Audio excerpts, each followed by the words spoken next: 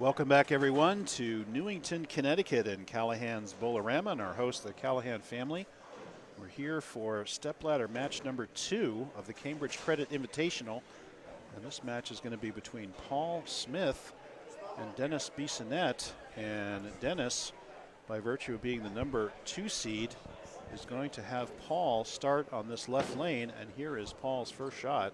Oh. And look at that, Brooklyn, my goodness. That's rather surprising that read so hard. Bruce Hall back with you, along with Brian Gaskell. Hey, Gas. Hey, Bruce. And Mr. Gordon Oliver from Cambridge Credit. Hey, Gordon. Hi, gentlemen. How you doing? Yeah, thanks for those great stories. We'll keep talking more about Cambridge and everything going on there and get your guys' observations of these matches. Here's our first look at Dennis Bissonnette. And Dennis, by virtue of starting the position round as the number 2 seed and throwing a big enough game to stay the number 2 seed. And the winner of this match faces our number 1 seed, Alex Aguiar, who led from, I forget what game he took the lead, but he kept it and he doubled in the 10th to keep his lead and keep his number 1 position in the stepladder. Well, he went 277, 300 games 3 and 4. So I'm guessing from might have there been on, it might have been there. Yeah, that's a good point. So Yeah. there you go. So.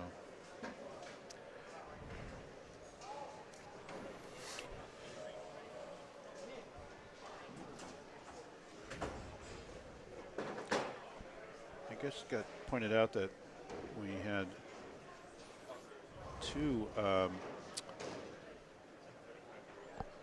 T's in our stepladder, so we tried to fix that wording. It's pretty Hopefully good. That was good, and that was a pretty good shot by Dennis Bissonnette right there. This is NEBA 959, guys, with 7,500 added money, 3,500 from Cambridge Credit and 4,000 added from NEBA.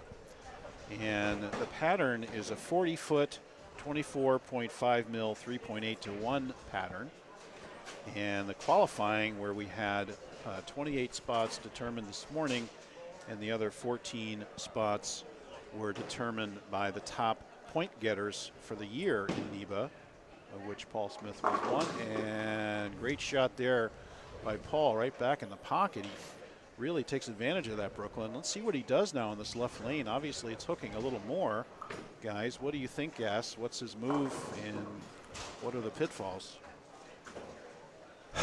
I mean, if he liked that shot in the first, I mean, I didn't really see his reaction. I don't know if he was puzzled by it or if he knew he threw it bad. I mean, he didn't really react, so it's hard. I mean, if he liked that shot, he's got to move at least, I would say, like 3 right.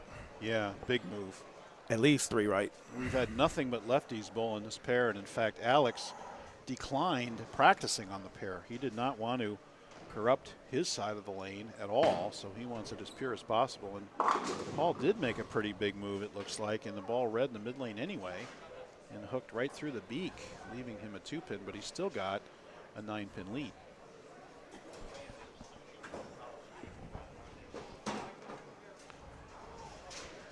As we said, we had 40 qualifiers for this event, 26 determined by a 5-game qualifier this morning, and 14 out of 16, we had 2 unable to make it. Chris Vialli and Andrew Hall were in the top 16 in the points but could not make it today. So we had 26 and 14 make 40. Those 40 went through 8 games of super match play. And what that means is each game was 4 bowlers on a pair, and then the winner gets 60 bonus pins, second 40, third 20, and the last bowler got 0. It's like 3 matches at once. Yeah, lots of matches going on at once. Very interesting format. And yeah, it looked like he got that one wide for sure. Yes, he did, and I think he did it on the tighter lane. So he might have had a little help had he made that mistake on the left drier lane, but I think he knew it right away as he let it go too. He wasn't going to get it back, so he felt like he didn't catch all of it. And now he's going to go at it. Wow. And whoa. Almost a little backup ball there. 3 out of 4, and that's an interesting way to get 9 on that spare, but unfortunately it puts him in the early 21-pin hole against Paul Smith. Paul survived a match against Tim Healy. Tim had ball in hand. He could have won with a double, but left a flat 7, which leads us to ask what's going on with the pattern on the left. Is it starting to carry down? And there's some question of whether Paul Smith is throwing urethane, but Dennis Bissonnette most definitely is. That's a purple hammer. Oh, yeah. And he got that out fairly nicely. Beautiful shot there by Dennis. Nice reaction. It certainly didn't take any of the kind of jump that we saw on Paul's shot on that left lane. Thanks for chiming in, Joey. Yeah, if spelling mistakes are our biggest issue, the live stream's going pretty well, wouldn't you think, guys? So there you go. So Phenomenal. and again, Paul Smith coming back from Vegas and that RPI out there where he bowled just extremely well and showed a lot of versatility. Ring 7. I'm surprised we haven't seen more of those guys. Also, somebody commented to you that that it was spelled wrong. You didn't know. And then I fixed it. Oh, okay. Well, you know what? The Facebook grammar police are always out. They are. So you have to be careful. Keep us on our toes. Have to be careful on Facebook. The grammar police are always out. They are, and that's where we are. We live stream to Facebook. Somebody asked about the top 4 payouts. First is 2,700. I know that. I'd have to get the sheet to tell you the next 3 spaces, the next 3 places. And I think Mr. Gass may be going to determine that information right now. So he'll be right back. So meanwhile, while we have the mic, Gordon, thanks so much for the support that Cambridge is providing for this event. We've been looking forward to it all year. Really regretful that Mr. Valley couldn't make it. Me too. Yeah. So, but thanks for representing. And, my pleasure. Yeah. And again, for all the listeners, just to give a couple of things that Cambridge is doing that's extremely important. As you know, we are education-based, so we're constantly working to educate consumers on different options they have when they're struggling financially. And in COVID times, you know, there were people struggling with their mortgages and rent, and as a result of that, there was some moratoriums where people didn't have to pay, but now those are coming back into play. So Cambridge was just awarded a massive grant by HUD. There was a program that was released by the Biden administration where they put $100 million into offering counseling to those that are struggling with their mortgage and with their rent. So Cambridge, as the leader in HUD in counseling, for credit counseling, as a HUD-backed organization, has this grant to be able to help as many people as they can to deal with rent issues, foreclosure, etc. It's all about educating people, and that's part of the mission that we're after, to help people. fantastic. Wow. And I know you have a radio show coming, and there's a double by Bissonnette to get him back within 9. And Dennis making his comeback. Where can people find out about that, your radio program, and all the other great things you got going on over there? Yeah, CambridgeCredit.org is the website. Okay. And if people want to participate in the show and send in some topics, they can send it to connect@cambridgecredit.org. Connect@cambridgecredit.org. Very cool. Yep, that's the email address. Yep. And, another program that we have is, and my job as Director of Business Development, is getting the counseling services that we have into employee benefit packages. So a lot of times you'll see employees don't have the access to a trusted partner that they can go to if they're struggling financially. So part of our job is getting our services into, go ahead. Well, I was going to say, meanwhile, while you're talking about this, there's a lead change. So Bissonnette, by virtue of that strike, got up and took the lead by 1. Yeah, I had to stop because I knew there was breaking news. Yeah, I was. Maybe you could tell I was like, watching the lanes, seeing what's going on. Somebody asked, "Where's the other semi?" Very good question. Normally, we do have semifinals in a bracket format. This is stepladder today, so we've had all these bowlers bowl 8 games of match play, and now the top 4 are in the stepladder. We had Tim Healy be defeated by Paul Smith, and now facing Dennis Bissonnette, and the winner of this match faces tournament leader Alex Aguiar. So this is a stepladder, not a bracket today. The stepladder brings me back to childhood, ABC, Wild World of Sports. Once you see that stepladder and it's ingrained in you, you always look forward to seeing these types of formats. Yeah, we love stepladders. They're always fun. It's interesting to see how the lanes transition, especially with 3 lefties versus 1 righty. That'll be really interesting to see what happens when Alex comes on and how his side holds up and all that good stuff. So I guess my initial question, if there was going to be an advantage or disadvantage, it's going to play itself out very soon. And can Paul figure out this left lane that's been giving him fits? By the way, not reactive ball. It is reactive. Brunswick knockout. Look at that. Make the call, buddy. It just was. It was curving too much. There was no way. Well, there you go. We did get asked about the prize fund. Top prize is $2,600. Second, $1,550. And the loser of this match will make $950. And the winner also gets a $100 value TOC entry, Tournament of Champions entry, and the championship shirt and all that other good stuff. So whenever you win a NEBA, you get a free entry into the TOC worth $100. So it's always a good little bonus there.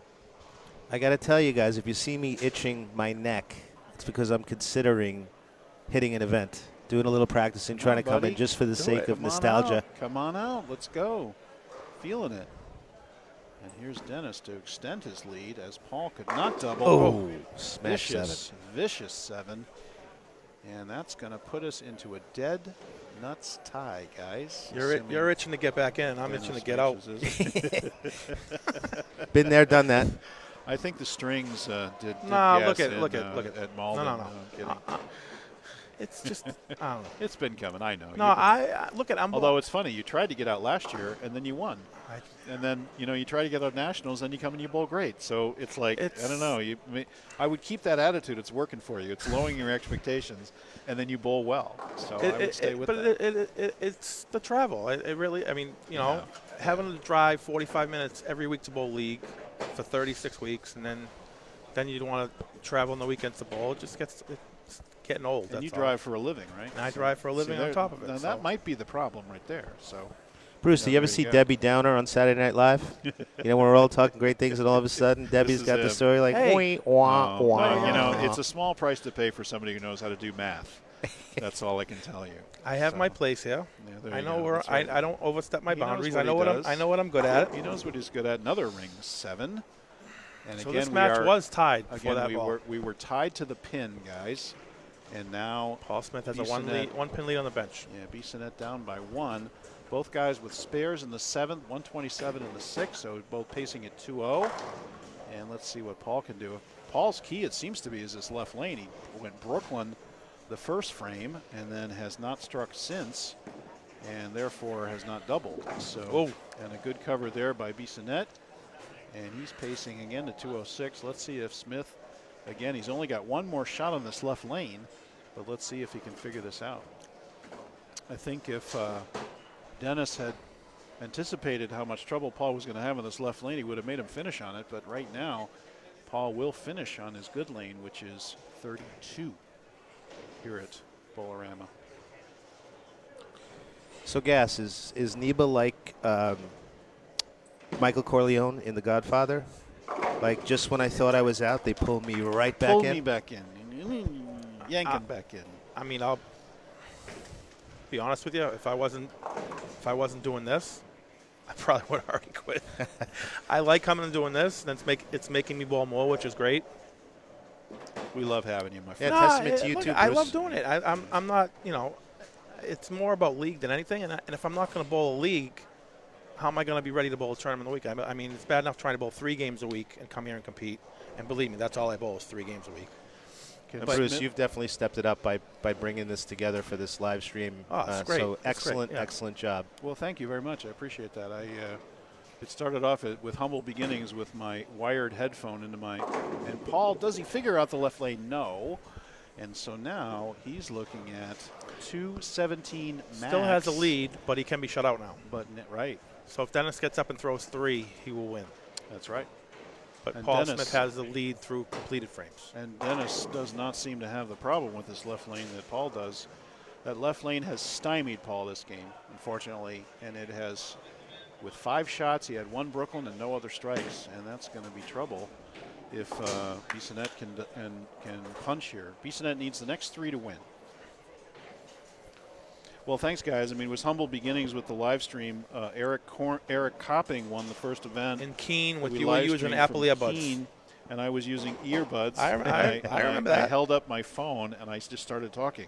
And I haven't stopped since. So apparently, you know, it's been good. We use this Mevo now. We keep threatening to get multiple cameras and a better setup, but don't seem to get there. And there's one. Someday they'll make a For documentary Bissonnette, about big you, like shot. Howard Stern, Private Parts. They're going to have the Bruce Hall show. Yes, it'll be the voice of Humble NEBA. beginnings with an Voice Apple of- iPhone right. and earbuds. I want to ride that voice of NEBA thing right to the Hall of Fame because I ain't going to make it on my wins, unfortunately. So, you know, we'll have to figure out a way to get in. Well, if it's through you're my way voice, closer that's you're fine. way closer than I am. Whatever, you know, close enough. All right, Bissonnette 2 to win. He's up by 1 pin on Needs the one on the here to score take the sheet. lead. 1 to take the lead. He's down by 1 on the Right, score sheet. right. So if he doesn't strike here, Paul can get up on his good lane Fill 20 to win. and fill 20 to win. Thanks, Gad. That's right. Math man. That's what I'm here for. That's why he's here. And Dennis, good-looking shot. Boom, no doubt about that one. So that gives him the lead. So Paul will at least need a double now. And now, what was that? I think he was asking us if he could take a re-rack. Oh, yeah, since we're not the officials of the tournament, but sure, he can take a re-rack. You get 2 per game. Kurt Von per Kruger's NEBA. not here, so Per NEBA rules. Well, Harry you get 2 per Golden's not game here. anyway, so yeah, no worries. Bring Yeah, him. Harry Golden. Goose, we need Goose.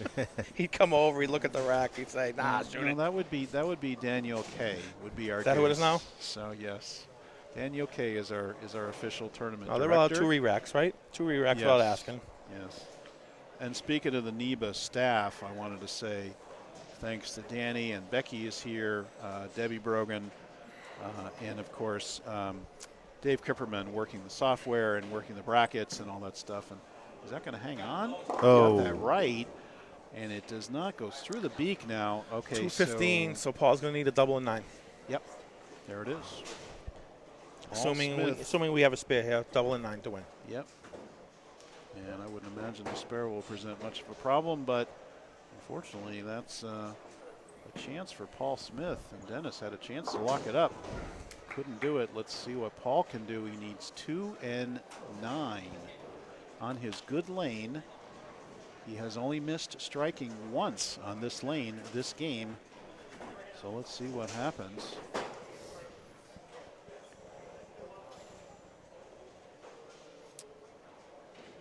And taking his time, not rushing through this.